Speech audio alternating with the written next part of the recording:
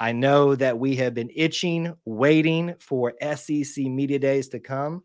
That has gone now. We made it through that couple week stretch where there was not as much to talk about. We're all just waiting for practice to start. We are here, folks. We have pads on. We have helmets on. I say we like you and I are actually wearing the pads. We definitely do not. Quick aside, did you play football? Did you play a little ball? Middle school, 1 year. What'd you play? Receiver. I kind of pegged you for that. Either Slot that guy. or Will Hastings type. Oh, Will Hastings. Didn't like getting hit. Didn't like it. No, just because he's small and white, not any talent. I was thinking speedy, elusive. Yeah, and like not very big. When you realize he's run past you and he's wide open with Jarrett Stidham throwing to him, that's a deadly weapon. Yeah, didn't happen very often. 1 year, and I was like, this isn't very fun. My head hurts. Well, our heads don't have to hurt because we just get to watch them bang the helmets together and have hopefully a good time out there with the start of practice. We are underway. It looks like for the most part, they are practicing most days of the week, aside from I think Sunday they may have been off or something like that. But there's basically practices happening every day, probably up until not only the fan day event, which we'll talk about on the back end here, but when classes actually start in a week and a half's time. So this is the time for them to start grinding and stuff like that. So let me give you the floor first, Austin. What were you able to see? What were you able to glean? What do you take away from this first week of practices? Yeah, I think that I haven't seen a whole lot, to be honest with you. I've seen a little bit. I listened to the main press conference pre the first practice from Coach Freeze.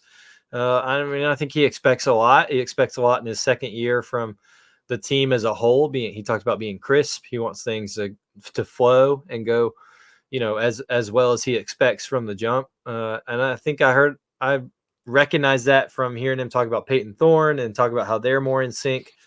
It's year 2, in case you wasn't sure, Kyle. He's year 2 of a transfer quarterback. Look it up, and folks. So year 2. I'm just saying. And so I think that's not coach speak, but it's pretty understandable to expect that. And then, we posted a TikTok of it on our E2C accounts. That I heard all about the receiver class, and rightfully so, with the pictures and clips coming out. There's a lot of expected of that group. There's a lot expected of some of them individually more than others, but there's a lot expected of that group. And so far, it sounds like they're doing pretty well. It's a long way to go. It's a long way to get there when we got in-season games, but I think that's everything you could want out of at least what we're hearing first and foremost. I want to get to more, not necessarily substantive stuff, but we got to address the hype things and probably what is the biggest story and biggest not question mark, but excitement piece for Auburn fans. That's the wide receiver room, namely Cam Coleman. And the Auburn creative team knew exactly what they were doing. Oh, when they released the one-handed catch photo online.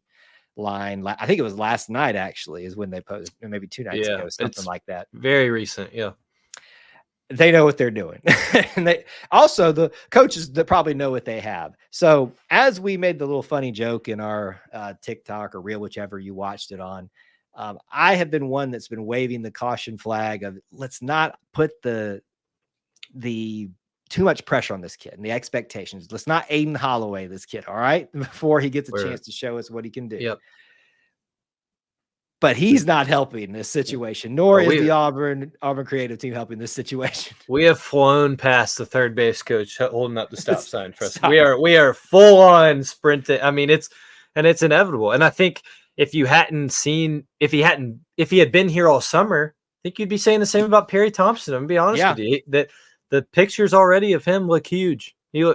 Coach Freeze said he looks like what an SEC receiver should be. Right.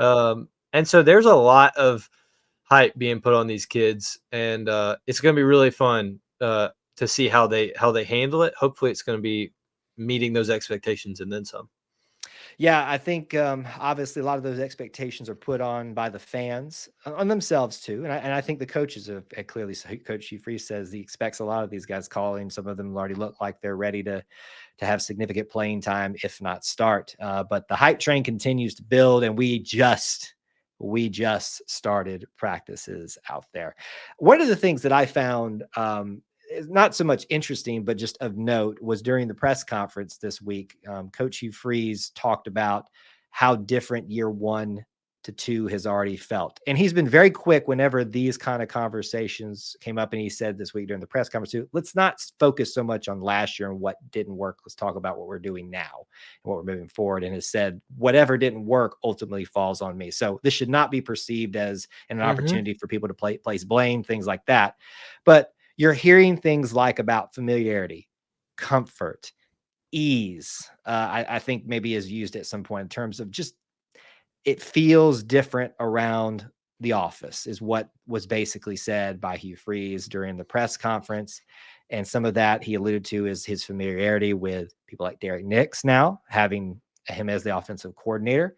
Some of these people have been together as a unit for more than a year now. So you got to be encouraged that not just the coaches, but the players are feeling this too. And it's starting to kind of really, I think, show out in the way, we'll call it vibes around the team and the way the practice started, at least this week, I think. Yeah, I think you're right. And I think that, with anything, the longer you're in it, the more comfortable you become. I think that's definitely the case and kind of what he means here. But I think you're right with Derek Nix and DJ Durkin as his coordinator hires. It's not just like he's hiring 2 more coordinators. It's hiring 2 more coordinators and knowing where you've been in the last year and that he has a year at Auburn under his belt. Obviously with Derek Nix, he worked with him at Ole Miss, is very familiar with him. And so that has to feel good. I think we talked a lot about that when Derek Nix was hired. It is important to get guys that you trust to do the things you want to do on the field, but also set the culture you want inside the locker room, inside the facility, and all other aspects.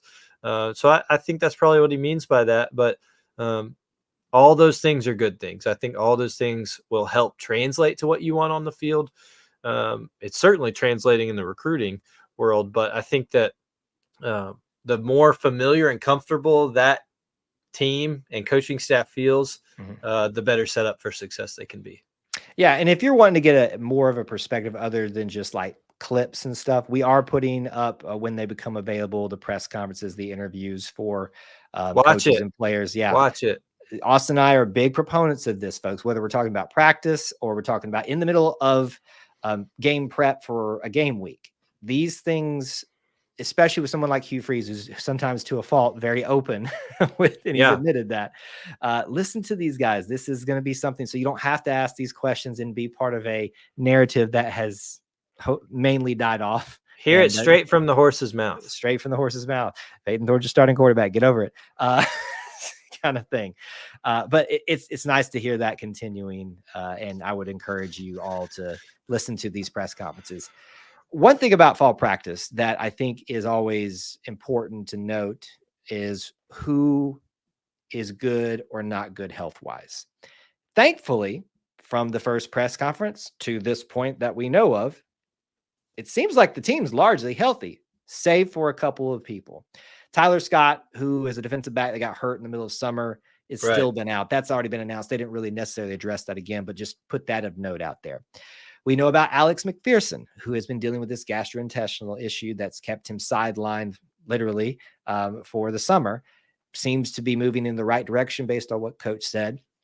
And then I think it was Tyler Johnson, maybe offensive tackle. And maybe I have that wrong, but I think it was him maybe that said he had to be held out for the first 2 practices just for some like running and stuff like that. But he was going to be all right. I missed that. I think that was it. Other than that, do you know of any other injuries? Like, I'm knocking on wood right now. Are we good? Well, yes. And I know you're not missing it. You're just because we've covered it before. Brian Battie obviously will not be with us this season. I know you're not missing that. We've discussed it.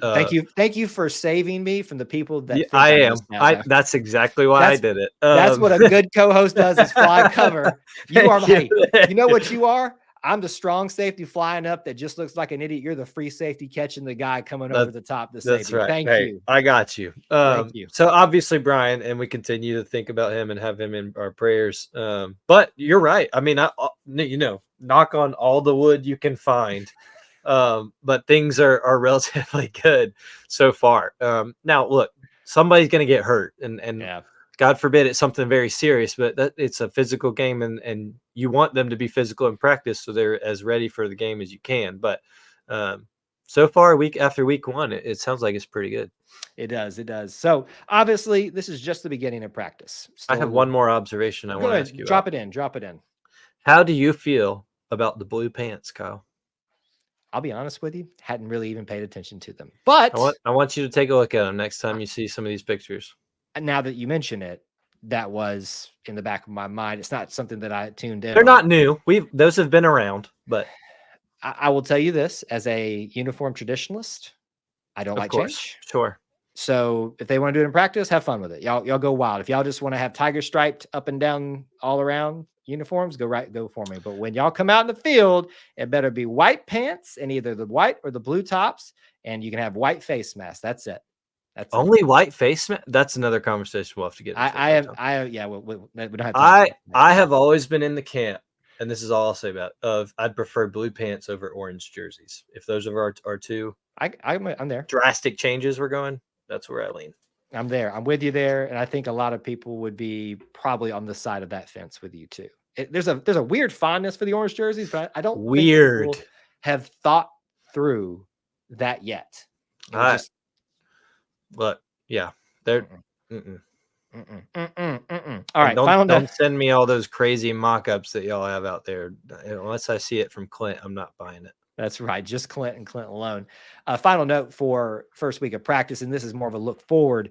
We are looking forward to Fan Day, which is going to be August 10th, that Saturday. They will have a practice that morning, but they will be meeting with fans where you can get an autograph. There's going to be a pep rally, I believe.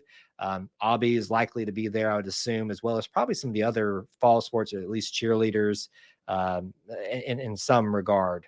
All of that to kind of have that Fan Day experience. It's going to be at the old complex. We plan to be there, or at least I do. So please come up and say hello if you're going to be there. But that is Saturday for a full hour, I think 2 to 3. And I'm looking forward to it. I hope you guys can come out. I don't know what Austin's schedule is with 2 twins, but at least you will have one representative there to cover it and check out highlights from. But that's something to look forward to for the completion of the first full week, I guess, of fall practice. Yeah, we've talked about it. We're going to check out the weather, see what it's going like. It's always fun event and a little more taste of the season that's on the way. Just a taste, because this is only the first week. Still many more to come, but it is inching ever so closely, folks.